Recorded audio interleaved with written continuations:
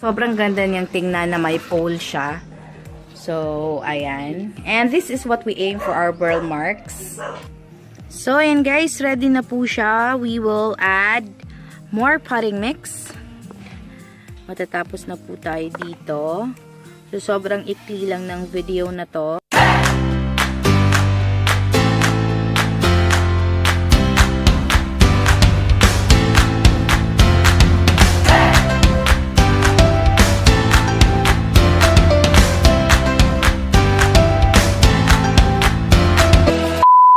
Hey guys, it's me again, Maria, and I'm back for another PLANTZILLA video. And for today's vlog, kakatapos lang namin mag-repot baby na black cardinal. So, nilipat namin siya into a bigger pot. We're just sorry na hindi namin siya na video kasi sobrang aga namin ginawa to. But for today, we are going to repot our Philodendron Burle Marx. So, hindi po siya variegated, yung ordinary lang na Burle Marx. Kasi kahapon, merong nagbigay sa amin ng isa pang Burle Marx. So, this is it guys. And yung nauna pa naming Burle Marx from Sir Martin kasi, hindi pa namin siya nalalagyan ng pole. O, diba? Ang daming background noise dito. O, panalo kami. So, ayan, ito siya. Ito yung Burle Marx na bigay ni Sir Martin. Dumami na din yung dahon niya. But we are planning to put these two pots into just one pot and lalagyan na lang sila ng pole. Kasi kahapon pa dumating yung in-order namin na potting mix. So, ito yung video na yon. Okay, na lang sila ha. Ang yuta na muna eh. Okay, si Manong o mauna mo deliver sa among yuta. Dalag yuta na mo. Muna import. Oh, import. Unsa ko na import set? Wala siya, combination na siya sa soda, kanang carbonized, o kukupit, o taigbaka. Okay, mo na 200. O, muna lang. Okay, sige, salamat. Pili. Ha? Tuwil pili. Oh, tuwil na. Carbonized, sugas nga lata, o guwan. Bugihan ko yung si Indoy, oh. Oo. So, og mong palit mo yuta, ako lang ibutang ang number diri sa screen dayon. Kamo lang mong contact ni Ma'am og ilang Facebook page. Okay, Ma'am. Salamat! Oh, okay, that's it. Thank you. So, ito nga po pala yung itsura ng M4 nila. So, M4 is a mixture of carbonized rice hulls, merong coco peat, garden soil, and cow manure. So, ito po sila. And this is our favorite potting mix. So, ito yung gagamitin natin. So, kadarating lang kasi nito kahapon. And then, dalawa po yung in-order namin. Yung isa po peat lang po. Pure coco peat, pero yung aged coco peat po siya. And ito yung sako na yon. So kala mo naman panda, no? Guys, piniprepare na namin siya. And then imimix lang yan. Nag-add na din kami ng mga rice hulls na hindi carbonized. So sila yung gagamitin namin for the Burle Marx. And lalagyan na din namin ng pole. Ito yung pole na gagamitin guys. I do not know bakit sobrang liit nito. Yung butas. Parang emoji. I do not know kung sino ang gumawa ng pot na to. Pero ganyan yung butas niya. So yun guys. Ilalagay po sa gitna yung pole. I-insert lang yung pole na yan. Kaso hindi po siya. O diba? Grabe yung background noise namin dito. Diba? Naku. Tapos ganyan. Hindi kasi kasya yung pole. So, ayan. Dapat medyo kunan siya ng konti. Kasi masyado siyang malaki. Ano ba yung kahoy na ginamit mo dyan? Say good morning to everyone. Morning. Oh, so, morning po ngayon. And, flex ko lang yung mga crotons ko na hindi ko pa alam kung saan ko itatanim. Nagpapabili po ako ng pot pero hindi po ako binibilhan. So, yan guys. At hindi niya ako pinapagamit ng lupa niya. Ganyan siya kabait. Guys, check natin kung okay na. O, ayan, perfect na. So, do not worry, hindi naman masyadong sensitive ang Burle Marx, guys. They even climb on trees. They are epiphytes po. So, since epiphytic sila, pwede silang umakyat. So, yun guys, maglalagay lang tayo ng coconut fiber.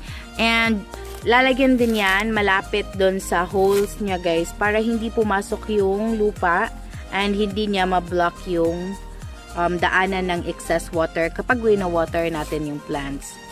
And flex ko lang itong mga maliliit na black marie to transfer din namin siya. Meron kaming 5 pots para dito. So, ayan na guys, ready na siya.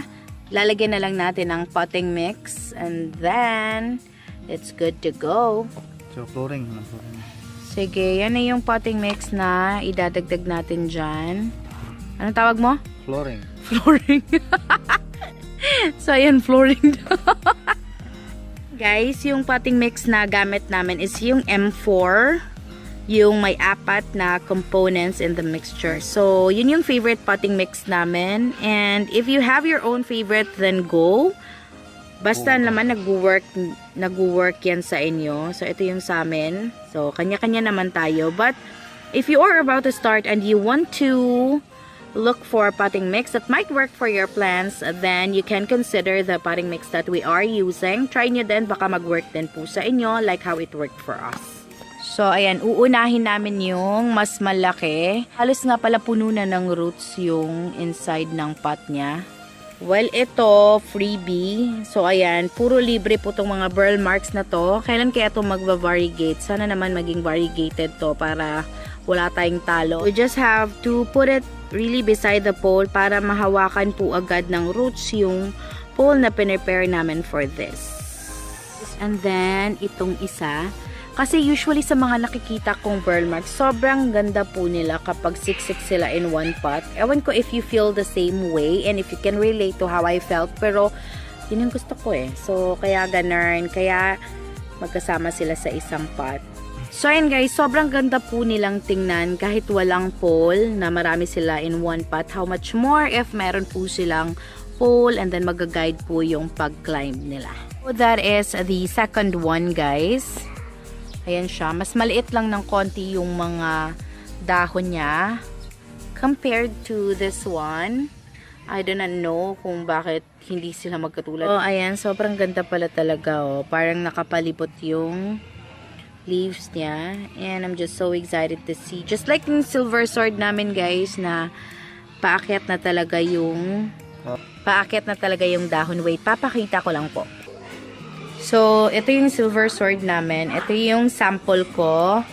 And, ayan, kumakapit na po yung roots niya. So, ayan guys, ganyan yung roots niya, kumakapit na po. And, kaya sobrang ganda niyang tingnan na may pole siya. So, ayan. And this is what we aim for our burl marks. So, ayan guys, ready na po siya. We will add more potting mix.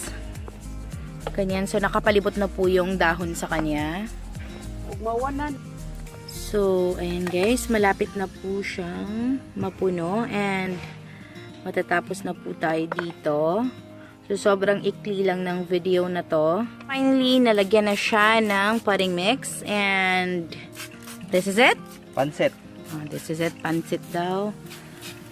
So, ayan. Let's see. Pansit, nililinisan lang. Hey, Tintin, shout out to... This is pansit eh. May lamok. Nakakain ako ng lamok. Guys. Tapos na tayo. So, let's get right into the montage.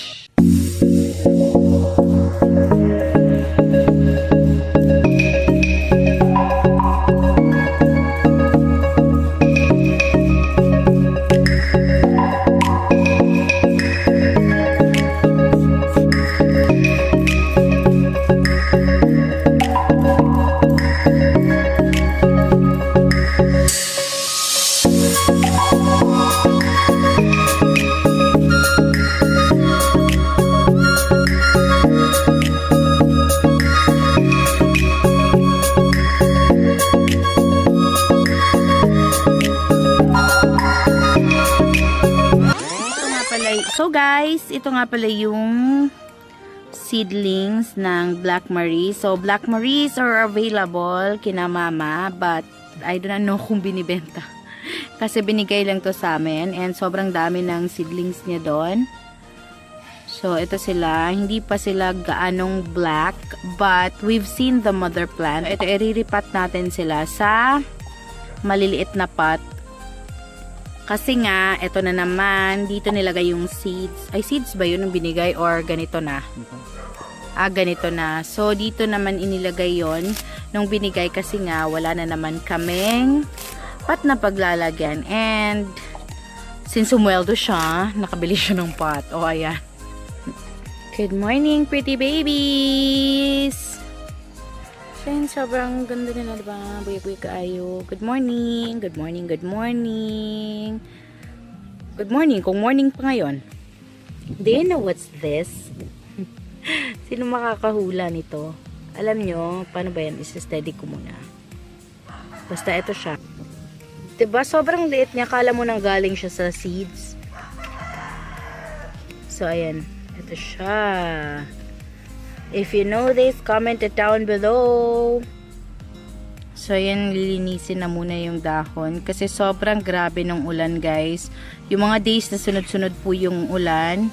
Since medyo bumabaha dito. Kaya, ayan. Yan po yung nangyayari. Sobrang dumi ng mga dahon nila. We haven't cleaned lahat ng plants dito, but we will try to do that soon pag di na masyadong busy. Guys, we will be using the same potting mix.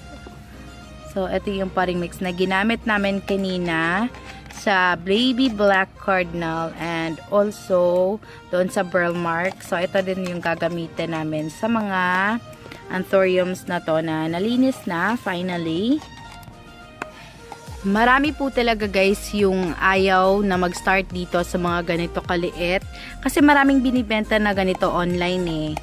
Ayan, may chin-chin oh. Maraming binibenta na ganito online eh. Dati ako ayoko rin kasi parang ang tagal naman. Kailan patutubo. But I will show you a proof na talagang even if sobrang liit ng tinanim mo, lalaki siya. Kukunin ko lang ah. Eto na siya ngayon guys. So seedling lang din po siya nagsimula. So this is our Anthurium Manii. Eto siya guys. Sobrang liit lang niya dati. Yung old leaf niya or yung leaf niya nung tinanim namin siya. Yan. Yan yun. Tsaka papakita ko din yung picture. Meron pa akong picture nito. Yung isa lang nito nabigay ko na sa kapatid ko. And this is really a cardboard guys. So di dyan siya kamunggay. Abi ko kamunggay ni siya sa una kay gamay kaayo og dahon. Pero every time po na merong tumutubong bagong dahon, yung lumalabas po is yung purple ba yon? Yung purple no? Purple brown. Purple brown daw yung lumalabas na. Yung lumalabas na ano niya, yung lumalabas na bagong dahon. So ito na siya ngayon guys. So ayan, lumalaki po. So tiis-tiis kayo kung pang seedling lang yung budget nyo, you can buy. Hindi naman sila mahirap alagaan kasi hindi mo naman sila kailangang pakainin, di ba? So, ayan guys, start na natin silang itanim. Sobrang liliit pa nila. But we are hoping still na magiging ganun yun, na successful yung pagtubo niya like our cardboard. So, meron kaming isang cardboard na medyo malaki-laki na. But, galing yung, ano yun, yung imported na cardboard. I do not know kung yung seedling na nabili namin saan galing yun. Basta malaki yung mother niya. Have you seen the mother plant? Okay, so nakita daw niya. I do not know what type of cardboard was that kasi hindi po ako sumama. So that was around July siguro. Medyo matagal-tagal na din siya. Ilang months na siya. Hindi naman sila mahirap alagaan. So, ayan, steady lang. So, guys, yung maliliit na yan, yun yung mga kapatid ng seedlings na tinatanim namin. So, marami sila dito. And there's a lot more inside there. So, ayan. So, ito din yung isa, guys. Galing din yun sa malaking Black Marie. So, ayan, malaki na din. So, ito yung itsura. Ito yung kulay ng dahon nila. So, ito yung mother plant, guys. O, tingnan nyo.